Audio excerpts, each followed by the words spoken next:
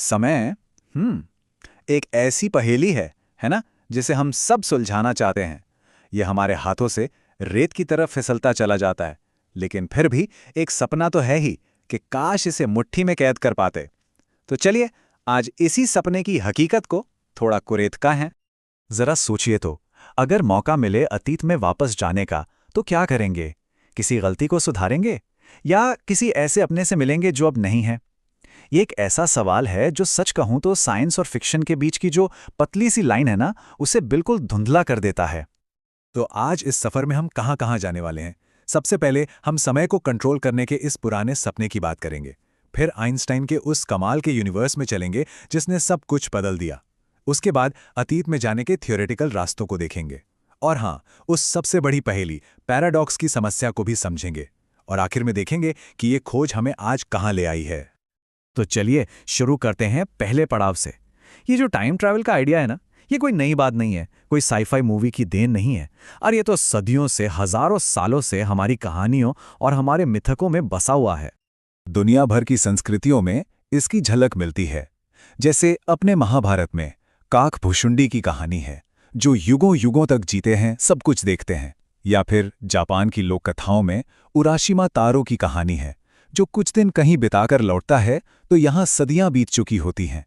और Greek mythology में तो क्रोनोस थे ही, जो समय के देवता थे। मतलब समय पर काबू पाने की ये चाहत, ये फैंटेसी हमेशा से हमारे अंदर रही है। तो ठीक है, ये तो हो गई कहानियों और मिथकों की बातें। अब आते हैं असल साइंस पर और देखते हैं कि कैसे एक जीनियस के दिमाग से निकली एक थियोरी ने समय को देखने का हमारा पूरा नजरिया ही हमेशा के लिए बदल दिया। इसे ऐसे समझिए, आइंस्टाइन से पहले थे न्यूटन। उनका मानना था कि समय एक यूनिवर्सल घड़ी की तरह है।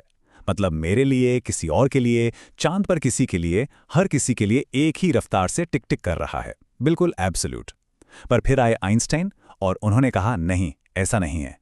उन्होंने बताया कि समय असल में स्पेस के साथ जुड़ा हुआ है, एक चादर की तरह। और इस चादर को उन्होंने नाम दिया स्पेस टाइम। और ये चादर ये मुड़ सकती है, खिंच सकती है, बिल्कुल लचीली है। और इसी लचीलेपन से एक दिमाग घुमा देने वाला कॉन्सेप्ट निकला, टाइम डायलेशन। अब ये क्या चीज है? बहुत सिंपल है। इसका मतलब है कि आप जितनी तेजी से मूव करेंगे, आपके लिए समय उतना ही धीमा हो जाएगा। जी हां, बिल्कुल। और बस इसी एक आइडिया ने टाइम ट्रैवल की संभावना का दरवाजा खोल दिया। क्योंकि अगर समय धीमा हो सकता है तो मतलब वो सबके लिए एक जैसा नहीं है। इसको समझने के लिए एक बहुत फेमस थॉट एक्सपेरिमेंट है, ट्विन पैराडॉक्स। मान लीजिए दो जुड़वां भाई हैं, एक पृथ्वी पर ही रुक जाता है और दूसरा एक सुपर फास्ट स्पेसशिप में बैठकर लगभग लाइट की स्पीड से अंतरिक्ष का चक्कर लगाकर वापस आता है। तो पता है क्या होगा? जब वो लौटेगा तो वो अपने उस भाई से उम्र में छोटा होगा जो धरती पर रह गया था। क्यों? क्योंकि तेज स्पीड की वजह से उसके लिए समय बहुत धीरे धीरे बीता। और ये कोई मजाक नहीं है, ये आइंस्टाइन की थ्योरी का सीधा सीधा नतीजा है। और कमाल की बात यह है कि ये सिर्फ कागज पर एक थियोरी नहीं है, इसे साबित भी किया जा चुका है। 1971 में साइंटिस्ट्स ने एटॉमिक क्लॉक्स को हवाई जहाज में रखकर दुनिया का चक्कर लगवाया। और जब वो घड़ियां वापस आईं तो वो जमीन पर रखी घड़ियों से थोड़ा सा पीछे थीं। टाइम डायलेशन सचमुच होता है। अरे हम तो इसे रोज इस्तेमाल करते हैं।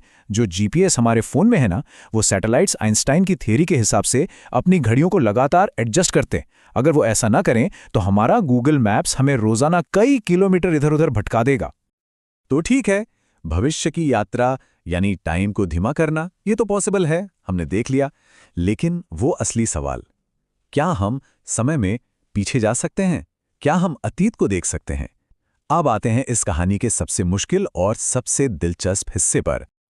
अगर समय की चादर आगे की तरफ झुक सकती है तो क्या कोई तरीका है कि उसे पीछे की तरफ मोड़ दिया जाए, लूप बना दिया जाए? यही तो है असली ख्वाब, अतीत में लौटना। चलिए देखते हैं साइंस के पास इसके क्या जवाब हैं। आइंस्टाइन की अपनी थ्योरी में ही कुछ अजीबोगरीब संभावनाएं छिपी हैं, जैसे कि वर्म होल। सोचिए, स्पेस टाइम की चादर को मोड़कर एक शॉर्टकट सुरंग बना दी जाए, या फिर टिपलर सिलेंडर, एक बहुत बड़ा, बहुत भारी और तेजी से घूमता हुआ सिलेंडर जो समय को अपने साथ घसीट ले। सुनने में कितना कूल लगता है ना? पर एक प्रॉब्लम है, इन सबको बनाने के लिए हमें ऐसी चीजों की जरूरत पड़ेगी जो शायद हैं ही नहीं, जैसे एक्सोटिक मैटर, यानी ऐसा पदार्थ जिसकी ग्रेविटी नेगेटिव हो, जो चीजों को खींचे नहीं बल्कि धकेले, या फिर इतनी एनर्जी जिसकी हम कल्पना भी नहीं कर सकते। अच्छा, चलिए 1 मिनट के लिए मान लेते हैं कि हमने कोई तरीका ढूंढ लिया और एक टाइम मशीन बना भी ली।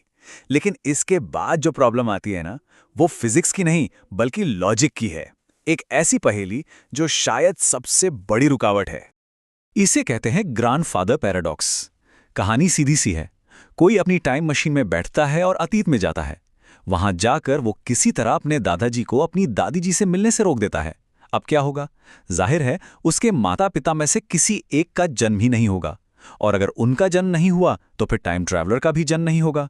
तो अगर उसका जन्म ही नहीं हुआ तो फिर अतीत में जाकर अपने दादाजी को रोका किसने? देख रहे हैं, ये एक ऐसा लॉजिकल लूप है जिससे बाहर निकलना नामुमकिन लगता है।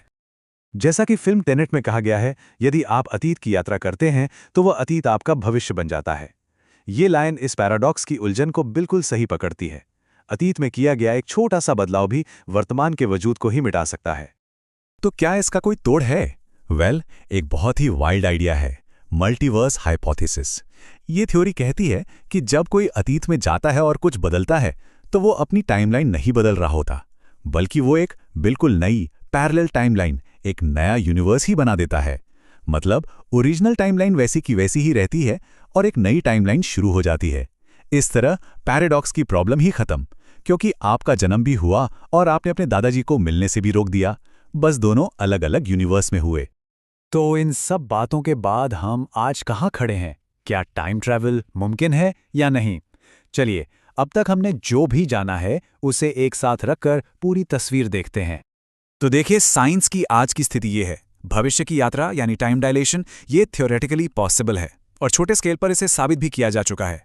लेकिन अतीत की यात्रा, आइंस्टाइन के समीकरण शायद इसकी इजाजत देते हों, पर पैराडॉक्स और प्रैक्टिकल मुश्किलें वो इतनी बड़ी हैं कि ये अभी भी साइंस फिक्शन ही लगता है। पर खोज रुकी नहीं है। आज सर्न के LHC में और क्वांटम लैब्स में साइंटिस्ट टाइम क्रिस्टल्स जैसे नए आइडियाज के साथ स्पेस टाइम की हदों को परख रहे हैं। आखिर में एक बात तो साफ है, टाइम ट्रैवल सिर्फ एक टेक्निकल प्रॉब्लम से कहीं ज्यादा है।